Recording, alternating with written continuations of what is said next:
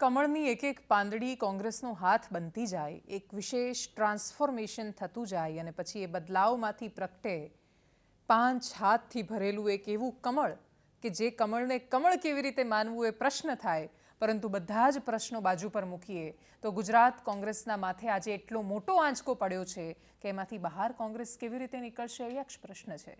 નમસ્કાર, આપની સાથે હું દેવાંશી.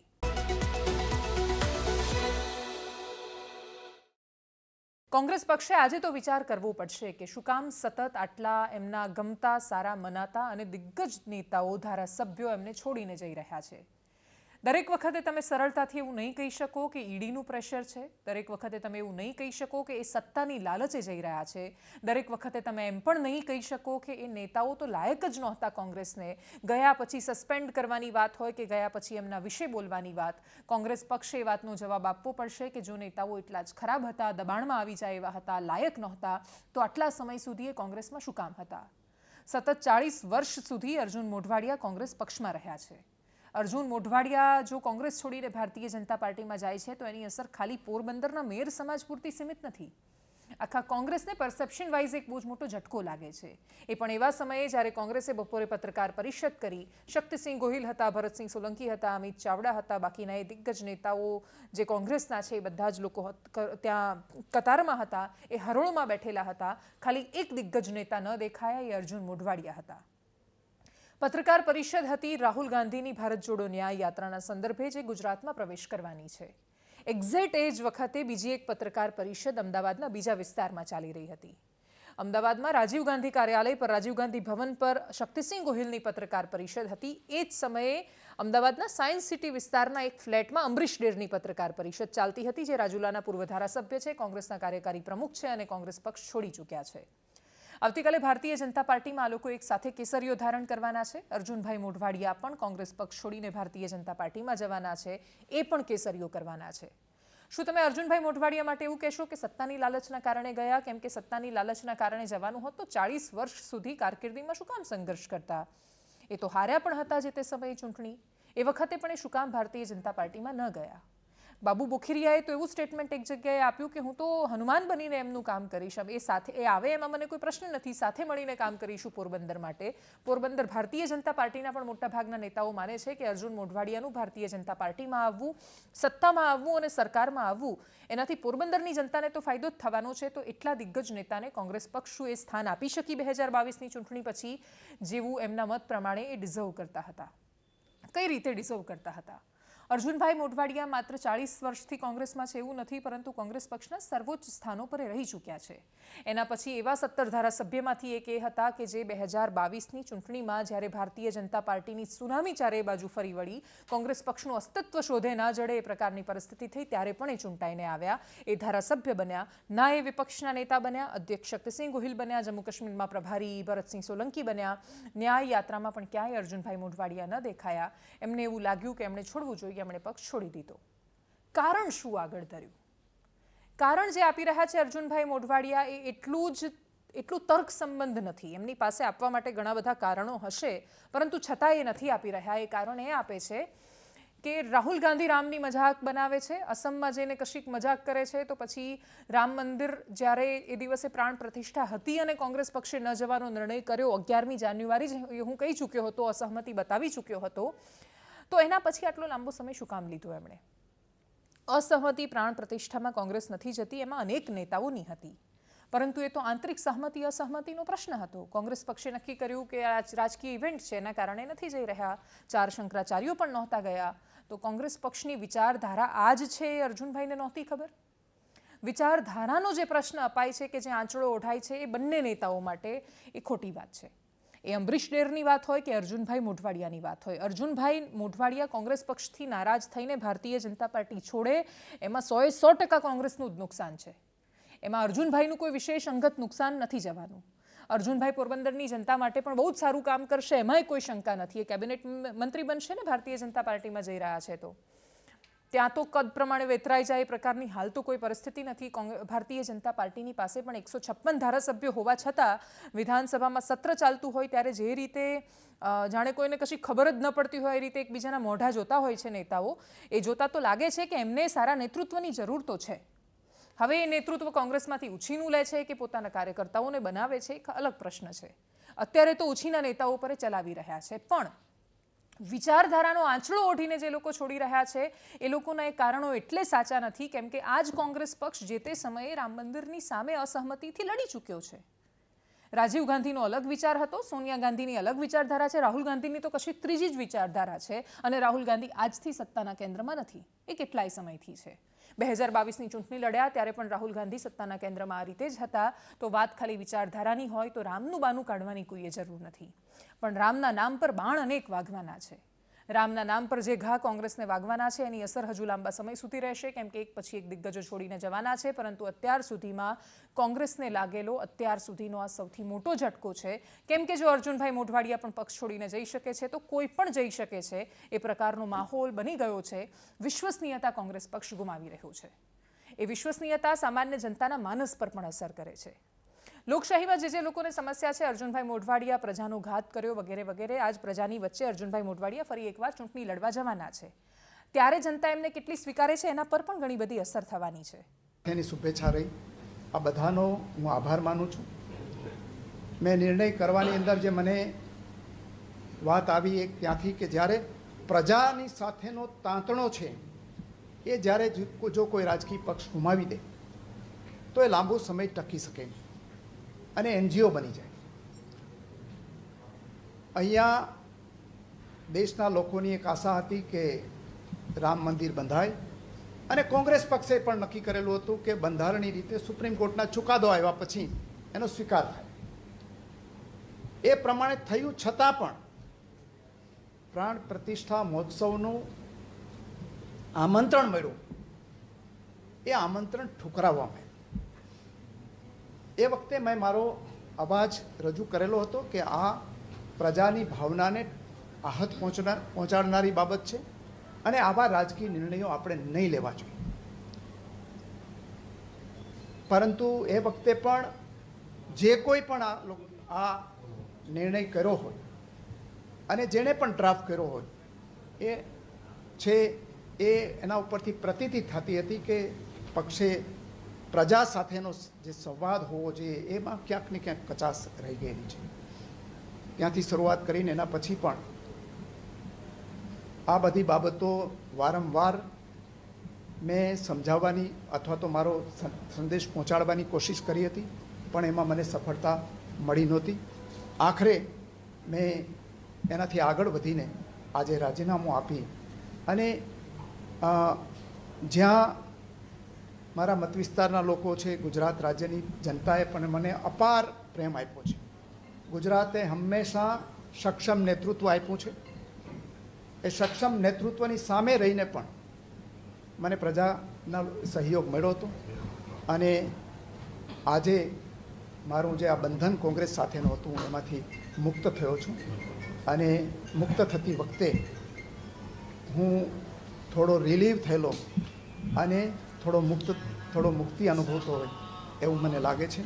હવે મારા રાજકીય જીવનની નવી શરૂઆત હું બધા મિત્રોને પૂછીને કરવાનો છું અને એ વખતે હું આપને બધાને આ બાબતે વિશ્વાસ. અર્જુનભાઈ મોઢવાડિયા વર્ષ 2022માં ચૂંટણી જીતીને આવ્યા તો એમનો પોતાનો વ્યક્તિગત જનાધાર ખૂબ મોટો છે. એ મેર સમાજ એમની સાથે જોડાયેલો હોય કે પોરબંદરના બાકીના લોકો, પોરબંદરમાં Arjunbhai Modhwadia is equal to Congress પક્ષ. આ પરિસ્થિતિ છે. એ બધાની વચ્ચે કોંગ્રેસ પક્ષને એવું હોય કે એનો જનાધાર ટકેલો રહેશે ને નેતા જતો રહેશે, તો એવું નથી. નેતા જાય છે તો એની સાથે કાર્યકર્તાનો એક બહુ જ મોટો વિશેષ આધાર એમની સાથે જતો હોય છે અને આ તો અર્જુનભાઈ મોઢવાડિયા છે. અને એટલા જ માટે ભારતીય જનતા પાર્ટીની પાસે પોતાનું કશું જ અસ્તિત્વ નથી રહ્યું એ પ્રકારની ચિંતા ચોક્કસ થઈ શકે. ભારતીય જનતા પાર્ટી માટે પણ તમે ઈચ્છો તો એટલી બધી ચિંતા અને પ્રશ્નો કરી શકો કે ભાજપનું શું થશે, એમની પાસે તો કાર્યકર્તાઓ જ નથી. એક દિવસ એવો આવશે કે જ્યારે ભારતીય જનતા પાર્ટીમાં એક દિવસમાં બહુ મોટી યાદવાસ્થળી થઈ જશે, કાર્યકર્તાઓ અંદરો અંદર ઝઘડશે, સત્તાની હરીફાઈ હશે, નરેન્દ્રભાઈ છે ત્યાં સુધી બધું છે, પછી શું, આ બધા જ પ્રશ્નો છે. પણ અત્યારે તો વધારે ચિંતા કોંગ્રેસની કરવાની જરૂર છે. એટલા માટે કેમ કે ભારતીય જનતા પાર્ટી તો સત્તામાં છે. એક દિવસ એવો આવશે, બધાનો આવે છે, કોંગ્રેસનો આવેલો જ છે અત્યારે, એવી રીતે ભારતીય જનતા પાર્ટીનો પણ એ દિવસ આવવાનો નિશ્ચિત છે. પરંતુ વર્તમાન તો દરેક પ્રશ્નો કોંગ્રેસ પક્ષ બાજુ લઈ જઈ રહ્યું છે કે એક બાજુ તમારી ભારત જોડો ન્યાય યાત્રા આવવાની હોય, પણ એવી લોકસભા બેઠકો પર જ્યાં કોંગ્રેસની પાસે હજી સુધી ઉમેદવાર નથી, જાહેર નથી કરવામાં આવ્યા એ હકીકત છે. જ્યાં યાત્રા એન્ટર થવાની છે તો એ તો દાહોદ લોકસભા ક્ષેત્ર છે. ભારતીય જનતા પાર્ટીએ જસવંત ભાભોરને ઉમેદવાર જાહેર કરી દીધા છે. તમારી પાસે તો એમ પણ એટલા વિશેષ ચહેરાઓ નથી, હજુ છે ઉમેદવારો. આજે પણ કોંગ્રેસ પક્ષ એ સ્થિતિમાં છે કે આમાં હોવા છતાં પણ કેટલાય લોકો એવા છે કે જે સામેથી પૈસા આપીને ટિકિટ લેવા માટે તૈયાર હોય છે. તો એ બધા સંજોગોની વચ્ચે અર્જુનભાઈ મોઢવાડિયાનું કોંગ્રેસ પક્ષમાંથી જવું અને રાહુલ ગાંધીની યાત્રાનું આવવું આ માત્ર કોઈ સંયોગ નથી, આ પ્રયોગ છે જે ભારતીય જનતા પાર્ટીએ કર્યો છે. આ દેશમાં લોકશાહીનું શાસન છે અને લોકશાહીમાં યથા પ્રજા તથા રાજા. જેવી પ્રજા હોય એવો જ રાજા આવે છે. નાગરિક પેદા કરે છે નેતાને પોતાના, અને નાગરિકો જ્યારે નેતા પેદા કરે તો જેવા નાગરિકો એવા આપણા નેતા. જો તમને એવું લાગે છે કે શાસન બહુ ખરાબ છે, જો તમને એવું લાગે છે કે નેતાઓ બહુ સારા નથી, તમને એવું લાગે છે કે સિસ્ટમ કરપ્ટ છે, તો તમે પોતે જવાબ આપો કે તમે કરપ્ટ નથી. અને જ્યાં સુધી જનતા 20 રૂપિયાની પોટલીમાં કે પછી વોટ્સએપ પર કરેલા મેસેજમાં કે પછી તમારી આજુબાજુ મીડિયા કે સોશિયલ મીડિયા કે કોઈના પણ થકી ફેલાવેલી ભ્રમણાઓનો શિકાર બનીને વોટ આપતી રહેશે, ત્યાં સુધી પ્રજાની આ પરિસ્થિતિ રહેવાની છે. અર્જુનભાઈ મોઢવાડિયા ભારતીય જનતા પાર્ટીમાં જતાની સાથે મંત્રી બની શકે છે, તો બીજું કોણ બનશે? સીજે ચાવડા વિશે પણ એ જ વાત થઈ રહી છે.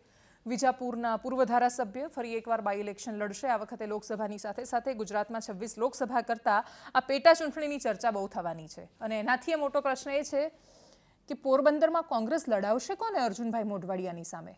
ઉમેદવાર તો ઊભો રાખવો પડશે, ગઠબંધનથી રાખે કે ગમે તેમ રાખે, ઉમેદવાર ઊભા રાખવા પડશે.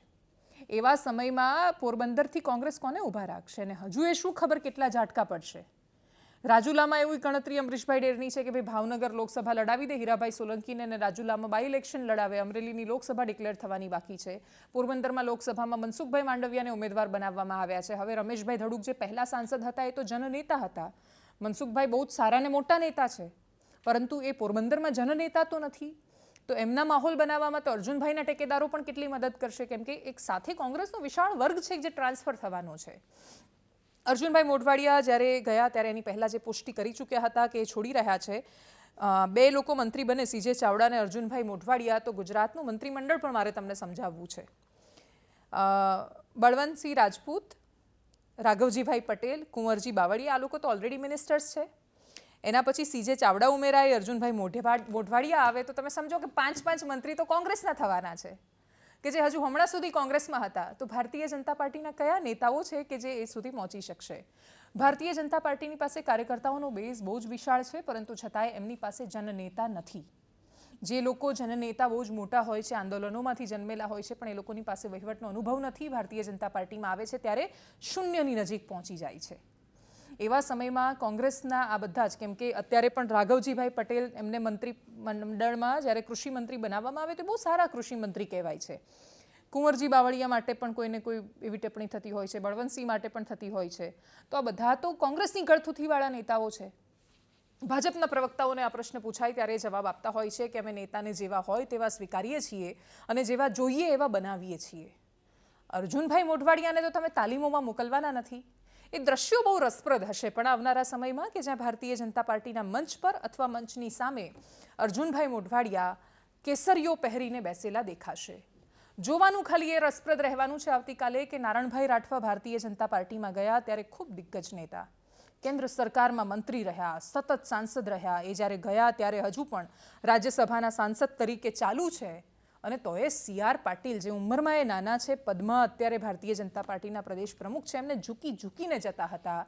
રાજનીતિ અને ઝૂકવાને પરસ્પર બહુ જ સારો સંબંધ છે. અર્જુનભાઈ મોઢવાડિયા કેવી રીતે જાય છે, એમના એ જેસ્ચર, બોડી લેંગ્વેજ પર પણ ઘણી બધી વાત હોય છે. કોઈ તમને ખેસ પહેરાવે ત્યારે તમે એમને નમસ્કાર કરો, એ તો બરાબર છે. શરણાગતિ સ્વીકારો એ અલગ વાત છે. હવે આટલા દિગ્ગજ નેતાઓ મંચ પર એમને સ્થાન ન મળે તો પ્રશ્નો થતા હોય છે. એ લોકો શરણાગતિ સ્વીકારે છે કે શું કરે છે એ ખબર નથી. અમરીશભાઈ ડેર પણ ગયા છે. CR પાટીલ આવતાની સાથે એમને મળવા ગયા, તો એમણે એમનું મહત્વ પણ બતાવ્યું છે કે ભારતીય જનતા પાર્ટી સત્તામાં છે, સત્તાના કેન્દ્રમાં અત્યારે CR પાટીલ છે. CR પાટીલ ગુજરાતની રાજનીતિમાં, ભારતીય જનતા પાર્ટીની રાજનીતિમાં બેજોડ સ્થાન બનાવી ચૂક્યા છે. અને આ સ્થાન ખાલી વાતો કરીને એમણે નથી બનાવ્યું. 156 બેઠકો લાવ્યા છે, જે કોઈ નથી લાવી શક્યું ઇતિહાસમાં, એટલે સ્વાભાવિક રીતે એમનું સ્થાન ત્યાં બેજોડ છે. હવે એ નેતા પણ દિલ્હીથી આવીને અમરીશ ડેરને મળવા જાય છે, પણ કોંગ્રેસના નેતાઓ જવાબ આપે છે કે ભાઈ અમે સસ્પેન્ડ કરી દીધા છે એમને, તમે જો સસ્પેન્ડ કર્યા હોત તો ક્યારના કર્યા હોત.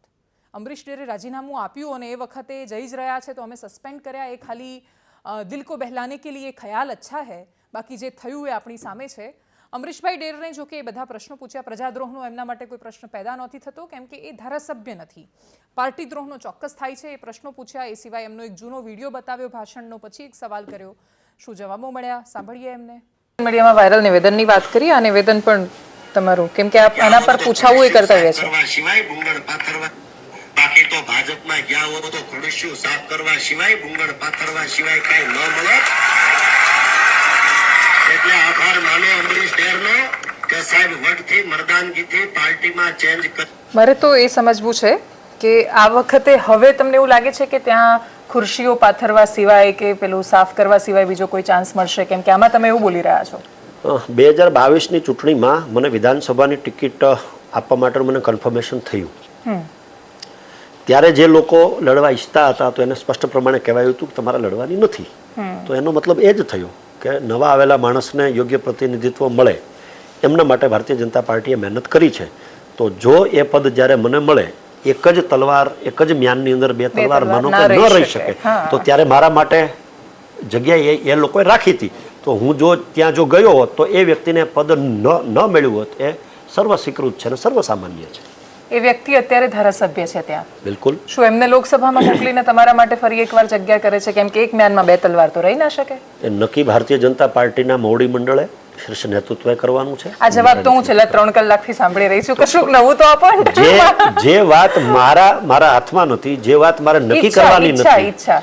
માણસની ઈચ્છા ઘણી બધી હોઈ શકે, પણ એટલું પણ ચોક્કસ પ્રમાણે કે જો માત્ર સત્તા લોલુપતા હોત, જો સત્તા મેળવવાની ઈચ્છા હોત તો આદરણીય સી.આર. પાટીલ સાહેબ અમરીશ ડેર સિવાય કોઈ માટે જાહેર મંચ ઉપરથી બોલ્યા નથી કે તમે આવી જાઓ, મેં સ્વીકારવા માટે તૈયાર છું. છેલ્લે તો એમ કીધું છે કે હું હાથ પકડીને લઈ જઈશ.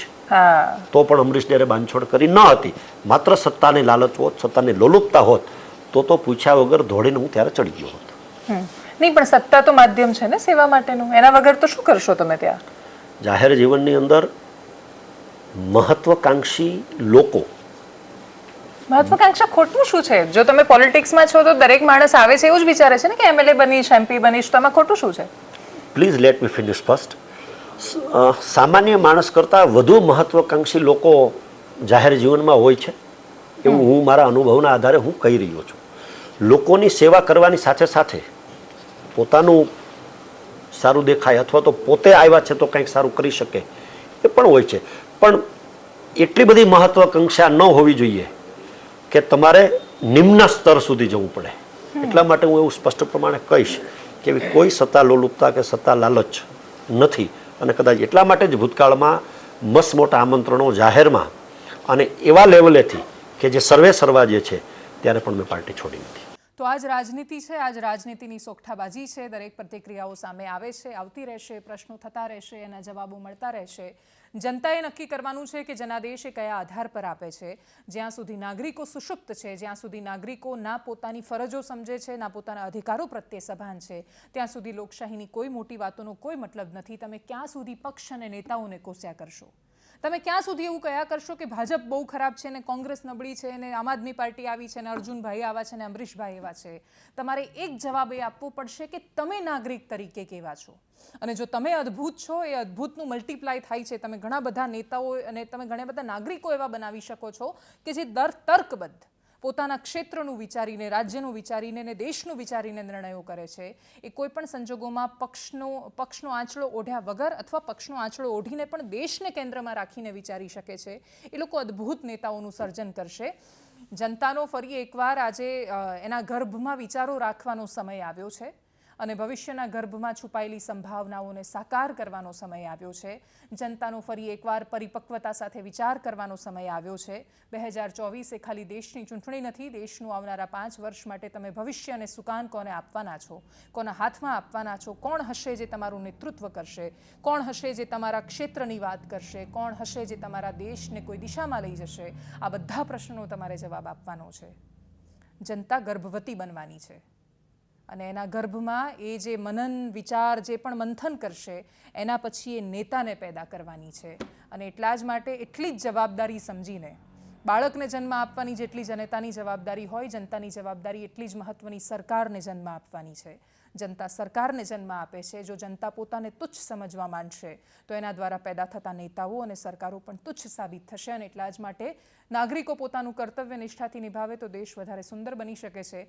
બંને બાજુ કોશિશ કરવાની જરૂર છે. રાજનેતાઓ જ્યાં દિશા ભૂલે ત્યાં સૌથી પહેલાં અમે પ્રશ્ન કરીએ છીએ, સત્તા ભાન ભૂલે તો અમે પ્રશ્ન કરીએ છીએ, પણ વિપક્ષ પણ જ્યારે પોતાની જાતને કશું જ જમીન ન હોવા છતાં એક અલગ અસ્તિત્વમાં સમજવા માંડે તો શું કરીશું?